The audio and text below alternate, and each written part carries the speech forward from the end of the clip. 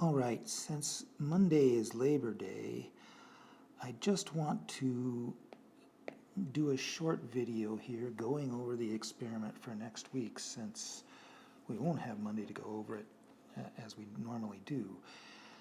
I won't make this very long, and I'll focus on the practical matters of how you do the experiment rather than the theory behind. There is another set of notes that it's already posted up on Learn that has all the theory and the calculations behind it, and next Monday, we'll go over the calculations a little bit more. The reason for all that is because this experiment is one of the more complicated ones this semester, and so I think it needs a little bit more attention. Also, I think that it's fairly early in the semester and we haven't done anything complicated so far, so a little bit more effort this first time is a good idea. So the experiment is basically to get a thermodynamic estimate of the resonance energy of benzene. We all know, we've all been taught that if you had a molecule that really had 3 isolated double bonds like this, that would have a higher energy than the delocalized pi system that exists above a benzene molecule. And the question is, how much less energy? And so what we're going to do in this experiment is burn 2 molecules which thermodynamically approximate this idealized molecule with 3 isolated double bonds. In other words, these 2 molecules together, we're going to say from a thermodynamic point of view, have the same energy as this hypothetical molecule that doesn't exist. The reasons behind that and the theory behind that are in the write-up, so I won't go through them now. But what we're going to do is burn this guy. We would burn this guy, but we're going to take the value from the literature just to save some time. And then also we would burn that guy, but we're going to take another value from the literature. So the only thing we're going to burn this time is this guy. Yeah, so we'll only do TTTC. The cyclohexane, CHX here, and the B, benzene, we'll get from the literature. We're going to do 2 bomb calorimetry runs. Bomb calorimetry means we're going to put this stuff into a big, thick-walled steel flask. We're going to fill the flask with O2. We're going to push an igniter button. It's going to burn. And we're going to measure the temperature rise that's caused by that burning. And that's how we're going to find out how much energy was released. And you may ask yourself, how does burning anything have to do with the difference between this guy and this guy? And the answer is again in the write-up, but basically it turns out that because the path of a chemical reaction doesn't affect thermodynamic quantities like the energy change, we can burn both molecules, and that sets up a path or creates a path that's equivalent to if we just converted this guy into that guy or vice versa. How that exactly happens, again, you'll have to read the write-up for that. Here's the actual setup, or at least some approximation of this setup. There's a big flask filled with water, and that's what this blue is here. Inside that is the bomb. That's the thick steel-walled container. Inside of that is a little cup that has the stuff we're going to burn. There's a wire that touches the stuff that we're going to burn. The cup is full of O2, and so when we push the igniter up here, the O2 burns the stuff in the cup, and we've weighed how much stuff is in the cup, so we know how much energy is released per gram, and so on. There's a motor attached that stirs the water so that the temperature rises uniform throughout the water, and there's a thermometer plunged into the water, which is connected to an interface, which is connected to a computer, and we're going to watch something like this. We'll do a baseline run, so we know what the initial temperature was. We'll push the igniter. Pushing the igniter actually happens back here someplace because it takes a while for the temperature to rise to actually occur. And then we'll see a slow temperature rise. Eventually it will level off. If we wait long enough, it'll actually start to decline again. Well, we won't need to wait that long. As long as it's leveling off, we know we've reached the full temperature rise. That rise in temperature can be converted to a change in energy if we have a heat capacity, a CV, a heat capacity at constant volume. But we don't have that. The heat capacity we need is for this entire setup, right? Everything that's in thermal contact with this ultimate reaction, we need to know the heat capacity for all of that. And so the way we do that is we burn something with a known delta U per gram. And that's benzoic acid.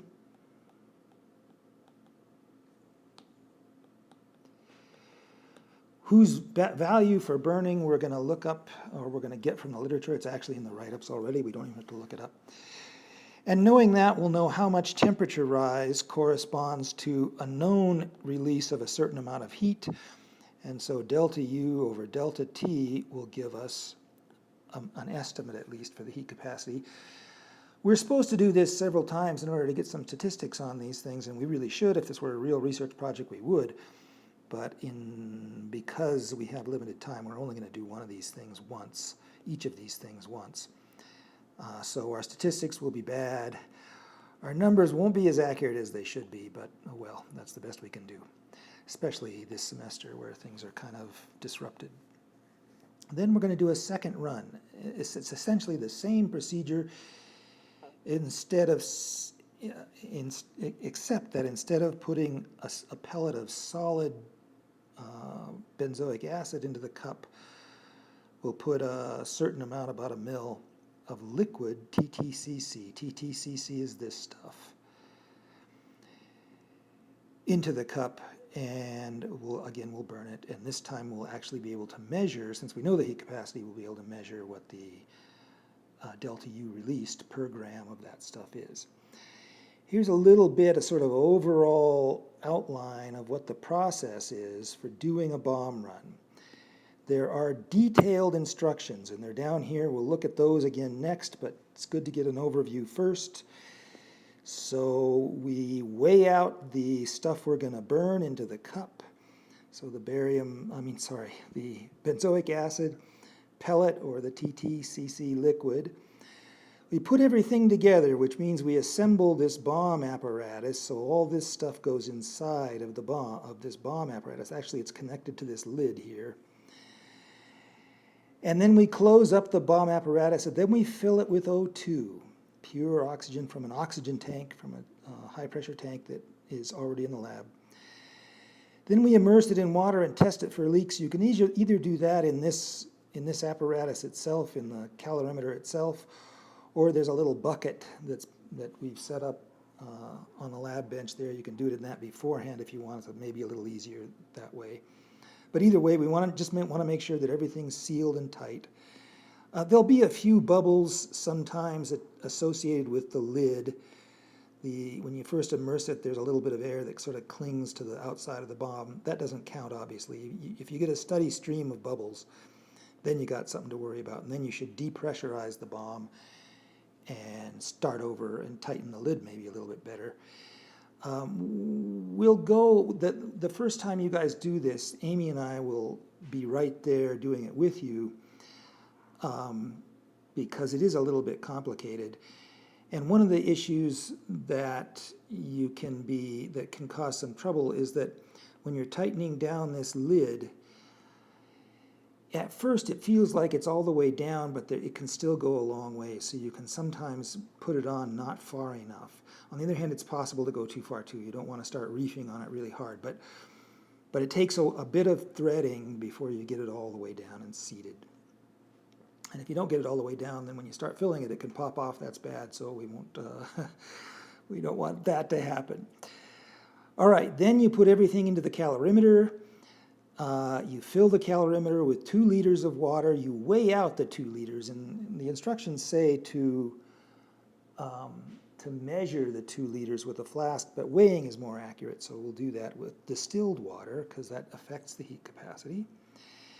Then we push the igniter, fire off the burning process, and collect the temperatures, store all that data on the jump drive. Do it run by run. Don't rely on the computer to save your data from one run to the next. And once you've got data, collect it. Make sure, I mean, this is a general rule for life as a researcher. If you have data, make sure you still have data at the end, and that means putting it into some safe place immediately at the first opportunity you get. All right, here's the experimental details. You should read these very carefully. You should write them into your notebook carefully so that when Amy comes to check it off, it's all there. There are 2 of these calorimeter setups. So both groups, on any one given day, there's 2 groups. Both of them can be running at the same time. That helps because this is a rather long experiment otherwise. But they run a little bit differently. This set of instructions is actually just for one of the 2. The other one, especially the software in the computer, is a little different. So Amy has instructions for exactly what to do with the software for each of the 2 things, and also some detailed instructions for how to fill the bomb from the O2 tank. And she'll be giving those to us, sending those to us. All right, so just to go very quickly down it, we set everything up. We start the software. It's 2 different softwares on the 2 different setups. This one called PuTTY is really old. I don't know when. That's from 1962 or something, and really hard to use. You got to really know what you're doing in order to use it. So I'll be there to help. Logger Pro isn't so great to use either, but a little bit better. On the other hand, the setup that has PuTTY for the data collection also has the better igniter.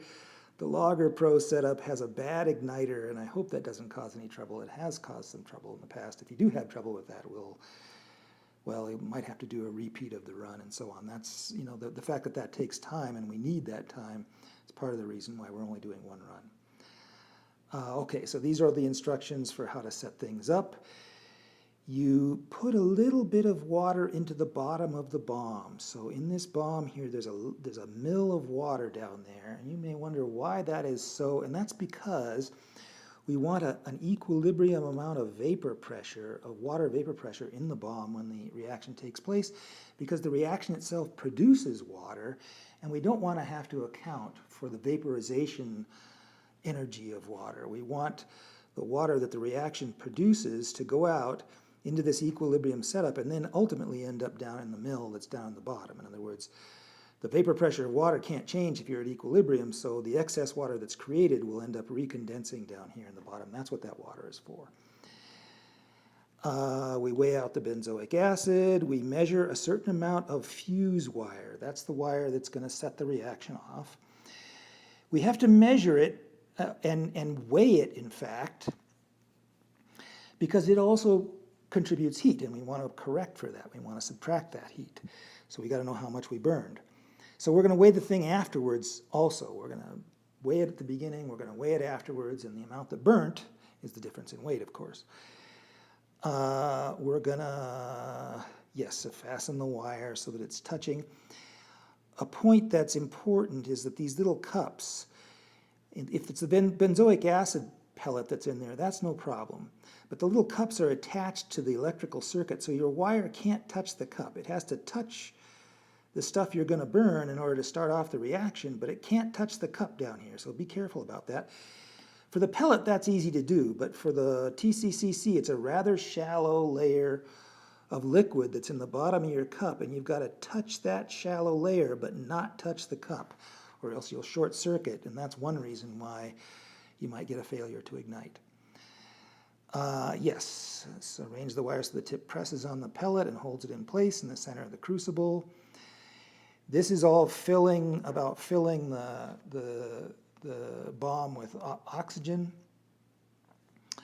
And again, Amy has explicit instructions, and we'll be there for that. And then let's see what else. It says to check using a DMV to check continuity. I don't think we have a DMV. I might look around and see if I can find one, because it's good to be able to check that to make sure you don't have a short to start with. But I don't have one right now. We'll see if I can find one in the meantime. Then fill everything. then insert the thermometer, then set things up and start collecting data, collect the baseline for about 5 minutes, ignite, wait for, they say 18 minutes here. I don't think you really need that long. It seems like about 10 is enough. But you can tell because you'll be watching the data collect over time and it's quite slow. And so you can see when things have leveled off and have gotten steady. Let me say something. Yes, it says up here, and this is all part of the instructions for setting up the Logger Pro software. It says to set that up for 18 minutes. But if you have 5 minutes of pre-run and then 18 minutes of post-run, you need 23 minutes altogether. So don't set it up for 18, set it for 23. If you set it for too long, that's all right. It doesn't, I mean, if you don't really need all 23 minutes, that's all right. We can stop it before that and not waste any time, but it's good to have enough time. And then let's see, at the end, take the old burned wire out and weigh the remnants because you didn't burn all of it. You may have measured out 10 centimeters of it, but you probably only burned about 5. And you want to know how much you burned, and you do that by weighing. Then you just repeat the whole procedure, but this time with the TTCC, and again, you got to make the wire touch the TTCC, but not touch the cup. And I think that is it. The rest of this is just part of the write-up that you can all read. Let me encourage everybody to read the notes that I put up on Learn carefully and also go over this write-up especially carefully this time. As you can see, this is a complicated experiment and it will take several readings and writing it out in your own words in order to get it all straight in your head. Okay, thanks and see you Tuesday.